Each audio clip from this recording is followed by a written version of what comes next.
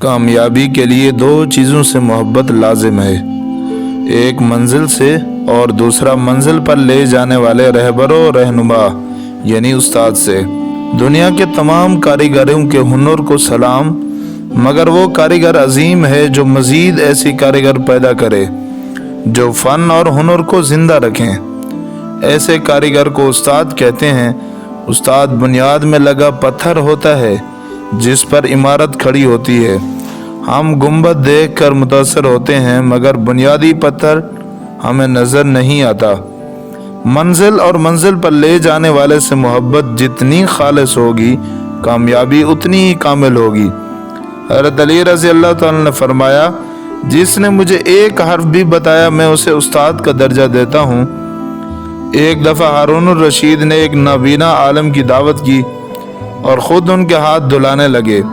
اس دوران عالم سے پوچھا، آپ کو معلوم ہے کہ آپ کے ہاتھوں پر پانی کون ڈال رہا ہے؟ عالم نے نفی میں جواب دیا۔ اس پر ہارون الرشید نے جواب دیا کہ میں نے یہ خدمت خود انجام دی ہے، لیکن یہ سن کر عالم دین نے کسی ممنونیت کا اظہار نہیں کیا۔ انہوں نے جواب دیا کہ آپ نے علم کے احترام میں ایسا کیا ہے۔ ہارون الرشید نے جواب دیا، جی ہاں، یہی بات ہے۔ ہارون الرشید نے اپنے بیٹے مامون کو علم و ادب سکھانے کے لیے امام اصمعی کے سپرد کیا۔ ایک دن وہ اتفاقاً ان کے پاس گئے تو دیکھا کہ وہ اپنے پاؤں دھو رہے ہیں اور شہزادہ پاؤں پر پانی ڈال رہا ہے۔ ہارون الرشید نے برہمی سے کہا، میں نے تو اسے آپ کے پاس اس لیے بھیجا تھا کہ آپ سے ادب سیکھیں۔ آپ نے شہزادے کو یہ حکم کیوں نہیں دیا کہ ایک ہاتھ سے پانی ڈالے اور دوسرے ہاتھ سے آپ کے پاؤں دھوئے؟ استاد ایک انمول تحفہ ہوتا ہے جن کے بغیر انسان کی شخصیت ادھوری ہوتی ہے۔ اللہ تعالیٰ نے قرآن پاک میں حضور اکرم صلی اللہ علیہ وسلم کو بحیثیت معلم بیان کیا، اور خود نبی اکرم صلی اللہ علیہ وسلم نے بھی ارشاد فرمایا کہ مجھے معلم بنا کر بھیجا گیا ہے۔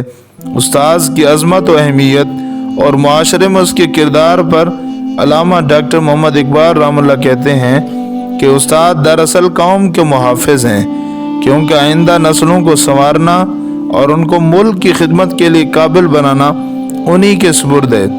ایک استاد چیزوں کے بارے میں صرف بتاتا ہے، جبکہ اچھا استاد اس کی وضاحت کرتا ہے، اور بہترین استاد عملی طور پر کر کے دکھاتا ہے۔